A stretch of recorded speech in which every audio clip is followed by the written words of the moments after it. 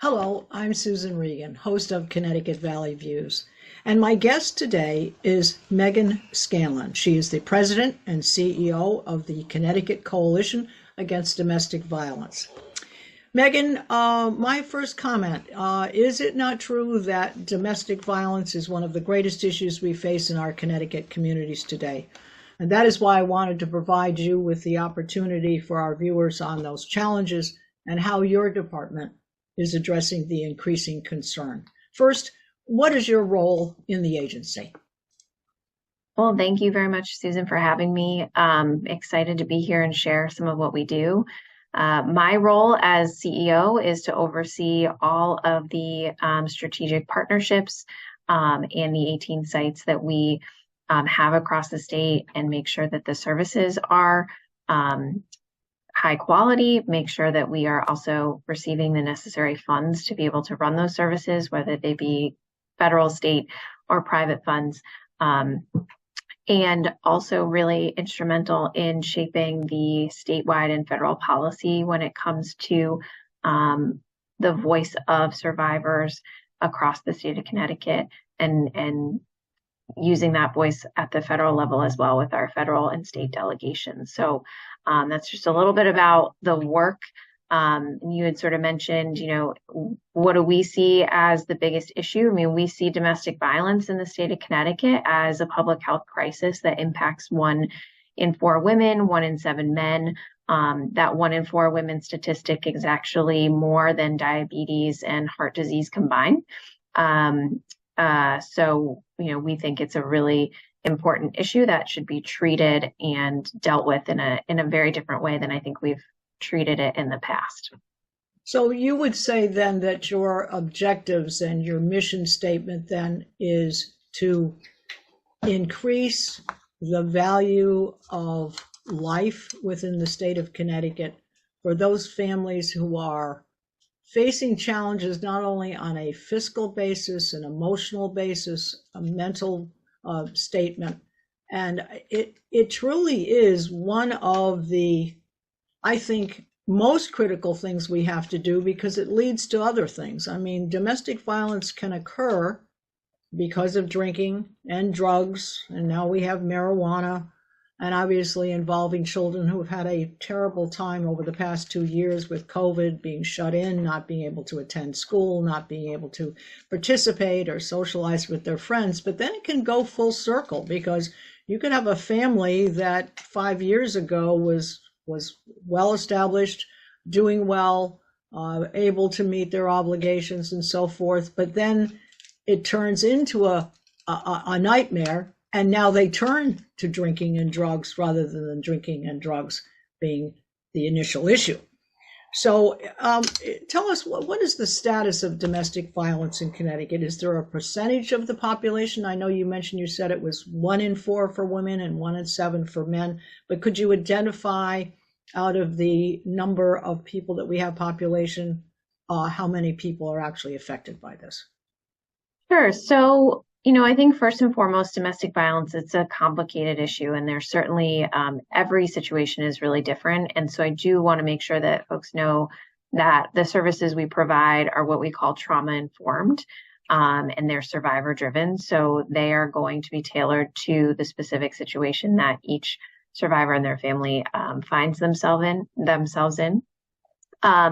Connecticut has about 3 million people in the state of Connecticut.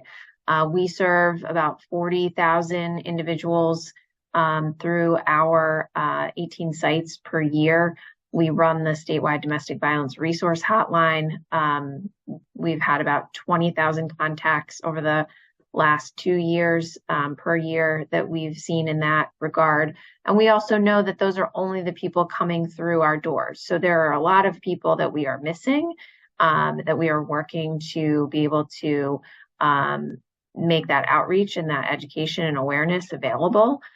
So I think first and foremost, our mission is to build a Connecticut, build a world where no one lives in fear, right? So you think about your home, it's usually your safest place, your sanctuary. So we are really working very hard to address the fact that family violence is a public health crisis, just like gun violence and mental health and others. We are working very hard to get into communities, underserved communities, as well as non-traditional communities, to be able to educate and inform them of what domestic violence is and what it can look like within a relationship or within a family. So it's really, really important that when we talk about domestic violence, we are not just talking about intimate partner violence, between two intimate partners. We're talking about family violence and how that can occur in the home as well. I think to talk to your, reference to alcohol and drugs, I mean, we certainly see that there's an intersection between mental health and substance use. But oftentimes I think it's also used as a coping mechanism for those that are impacted by the trauma. So it's really important to understand that, the abuser or the offender is using over time a pattern of power and control in the relationship. So it's really important to realize that they may be coming to it from a variety of different angles. We certainly always talk about the fact that nobody is growing up saying, hey, I want to be a domestic violence offender or a domestic violence victim. That's not what's happening. Clearly, children who have witnessed it, as we know from some of the offender surveys that we've gone through, they have witnessed family violence or been subject to it as children, and then obviously perpetuate that sometimes in their young adult and adulthood. So I think the issue is just so much more complex than I think most people realize. It's not often as simple as physical abuse between two individuals. There is coercion that is emotional, like you said, psychological. There is financial abuse. There is oftentimes utilizing individuals' most prized possessions, whether it be their pets or their children, to perpetuate that power and control dynamic within the relationship. Yes. Now it's interesting. You said underserved communities. Are we talking about cities such as Bridgeport and Hartford, New Haven, and Waterbury? Are the part of the demographics of to whom this seems to happen? Would you say that it comes from lower household incomes, where a driving force is lack of money, inability to meet one's obligations, and then this drives it? Would you say, or can we be looking at people who are in higher income brackets making a lot of money, but still there is the issue? I mean, is there a certain segment that you could identify that you see the most often? Yeah, well, the actually interesting thing about domestic violence and why we really want to treat it as a public health crisis as we move forward is because it really does cut across socioeconomic status. So we can't necessarily point to one particular income level that is more subject to it. I mean, obviously, some of the murders that we've had in the state of Connecticut over the last several years have been from, families that are considered, I think, above the average income for the state of Connecticut, so above that $72,000 annual income that the state of Connecticut has for a household or a family of four. So we've certainly seen that. So it's not necessarily correlated to income. Certainly other stressors in the home. I mean, like any household that has stressors, whether it be financial, whether it be a child with special needs, whether it be anything that you're experiencing in your home that's obviously putting stressors on a household. If you also are experiencing family violence, intimate partner violence within that household, obviously things have a tendency to be more exacerbated. Things have a tendency to maybe get to a critical breaking point where you might want to seek services, not necessarily leave the situation. We often work with survivors that are not necessarily looking to leave the situation, but are looking for resources to help them gain independence, to get ready to leave, or to help their partner access resources so that the abuse stops. So I think that is also something that I don't know that necessarily everyone thinks about is in these cases. It's not necessarily that the victim wants to leave the situation. They really just want the abuse to stop in their home. To be fixed, yes, of course. Would you say that you've seen the escalation occur since you have been in your position with the COVID 20 through 21, let's say, I think would be the height of it, where people are, I guess, trapped in their homes, are feeling more isolated, where children are not enjoying the normal growing socialization with their friends. Would you say COVID has had an impact on these challenges? Absolutely. I mean, obviously, one of the tactics that abusers often use is isolation, the tool of isolation, isolating from friends, family members over time. So, COVID actually sort of gave them a built-in tool to be able to utilize isolation in a much different way than we were used to in our society. So it certainly increased the instances of family violence and intimate partner violence. It certainly impacted the number of children that were witness to or exposed to themselves. The violence in the home because schools were shut down or other community programs that they might have utilized in the past were shut down or they were virtual for whatever reason. So we definitely are seeing the long-term impacts on children, and we certainly have taken steps to address that. Last session, we advocated for funding that would fund full-time family and child advocates across all of our 18 sites. And those individuals are specifically tasked with working with the children and non-offending parent in order to essentially get them access to counseling services, to whatever school supports they may need, whatever other community supports that they may need, and help them to better understand healthy relationships, and if and when necessary, depending on the situation, how they can set up healthy boundaries with the offender moving forward if that person is to have any kind of involvement in the child's life. Yes.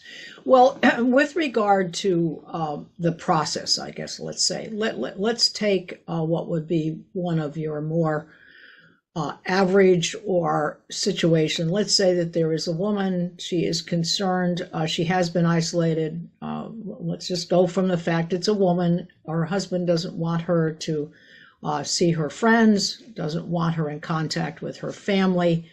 He's threatened that he will hurt the children or her if she attempts to not follow his orders and so forth. Now there's fear, obviously, of retribution, either to the woman herself or the fear that a husband may do something to the children. Give us a sense of what would be the process if she feels, because a lot of times women don't want to report it to anybody outside the family. They can't talk to their mother or their sister or a friend or even a neighbor next door. Should they be going to the police first if he's threatened her with a gun, or should she be contacting your agency? And if in fact she does that, tell us what you do next. What is the process for handling the situation? Sure. So I think it's important to realize, so if anybody is in like immediate danger, as you referenced the gun, then obviously calling the police is the right way to go. But if the individual in this situation or others, if you feel like you don't necessarily want to go to friends and family, totally understand. Or you may have been cut, to your point, you may have been you sort of cut off from communication with them and really struggling with how do you get back into communication with them. We have a 24/7 domestic violence resource hotline that covers the entire state. It's called CT Safe Connect. We have real live advocates that are available 24/7. It is free, it's confidential, and it's safe. And I think the most important piece of that is it's confidential. So you can call in and not even give us your name or very little information, and an advocate can sort of walk you through what you need to do next. So first and foremost, they'll sort of make sure that you're safety planning, what that may look like for you. In this case, safety planning around the threats that have been made, the gun that may be in the home, and other factors that may be at play. They will be able to connect you with one of our 18 sites if you do want to look at other services, if you do want to explore shelter services, if you do want to explore any kind of individual counseling. You don't necessarily have to go into shelter to access any of our services. So you can very much stay, within the community. We have other housing programs too, like our rapid rehousing, that would allow an individual to be able to get safely rehoused in an apartment or home. And we're able to help subsidize that for up to 2 years and work on an economic financial independence plan with that individual. So I guess what I would say is, the situation best. And I think obviously survivors, victims know their situation best. So if you really gotten to the place where you feel like you have no one else to turn to and you don't feel safe, and that's something that I always ask individuals, do you feel safe? If the answer to that question is no, then pick up the phone or text or email or chat, because you can do it in any of those ways to our hotline, and just have that initial conversation with the advocate. You don't necessarily have to take any action that day. You can call back as many times as you need. You don't necessarily have to go and enter any services until you're ready. We really do let the individual take the lead on what he or she is ready to do and when. And we plan along the way so that if and when things escalate, we have a plan in place to be able to help. But I also would add, I don't want people to think that, if they don't have housing or they don't have any income or they have very little income, let's say the individual might be the either sole or major provider for the household, or they have children, none of those things are barriers to getting safe. So we have resources to be able to temporarily house you. We have resources to get the kids what they need. We have so many resources. And I think it's really important for individuals to understand that the barriers that they have in their head as to why they might not necessarily be able to make that leap or that change are not an issue. So our advocates have the ability to set all of those things up. Individuals that might have court involved in their situations, we have court advocates on both the criminal and the civil side that can help them navigate their different issues that they're dealing with within the court system, the justice system. And we also have a pro bono restraining order project where we can provide legal representation for that restraining order hearing free of charge. And we have a legal consult program for individuals that may not necessarily qualify for legal aid, but then also can't afford an attorney and do need some legal expert or lawyer to be able to at least sit with for an hour as they enter into any kind of family law proceedings, whether it be mediations or whether it be hearings. So we're able to provide so many resources that I can't emphasize that enough for individuals that feel like they're That's excellent. Well, you talk about funding all of these things, and the fact is they're free and that you can support them, and even up to 2 years. That's very impressive. Give us just a brief overview of how funding works for you. There are some people out there who may say, I'd like to donate, or is there anything I can do? But you're state funded, and I believe you said you're federally funded. Give us an idea of, how that works and how often you see. I mean, can you ask for more if you see things escalating? Can you ask for more, or is it given on an annual basis? So the budgets that we have are based on grants that we apply for, and based on an annual line item in the state budget. So we have one annual line item in the state budget. And then we've really built most of the programming through federal and state grant applications. So certainly nothing is guaranteed. And then we also are continuing to build out our private donations and philanthropy. So obviously any little bit helps, but we do all that to be able to provide everything free of charge. We don't necessarily have any income requirements like other programs might.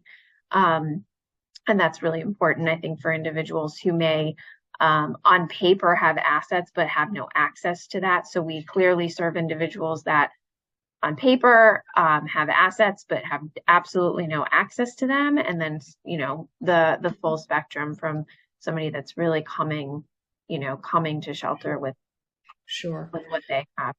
Sure. Well, as far as your interface goes, I mean, have you ever, let's say, in a situation where someone is in fear of what's going on and the police are called and they show up, do you work hand in hand with them? Do the police ever contact you to be at the scene of that? And we all know, and I think we've all heard, and I actually have spoken to a couple of different towns, and I find that the situations that incur domestic violence, not car wrecks or someone being held up or attacked or whatever, but domestic violence seems to be one of the most horrific scenes that you can be involved in. So then also, I guess I might ask, do you work with Child and Family Services?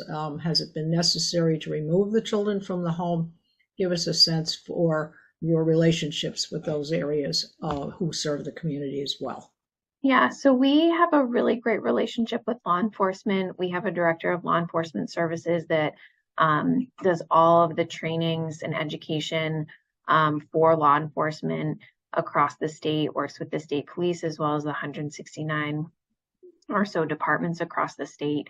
So I guess the short answer is, yeah, they are the most, they tend to be the most lethal calls, the most high danger calls that police can go to. So we make sure we do a lot of training and education and partnering throughout the year with law enforcement. We actually in the state of Connecticut have 100% participation in what is called the lethality assessment program. And it is a set of 11 questions that when an officer goes to a domestic violence call, they ask the individual, the victim, a set of 11 questions. If they screen in high danger, then they immediately get connected with an advocate. So the law enforcement officer will immediately connect them with one of our advocates throughout the state to be able to follow up and seek services.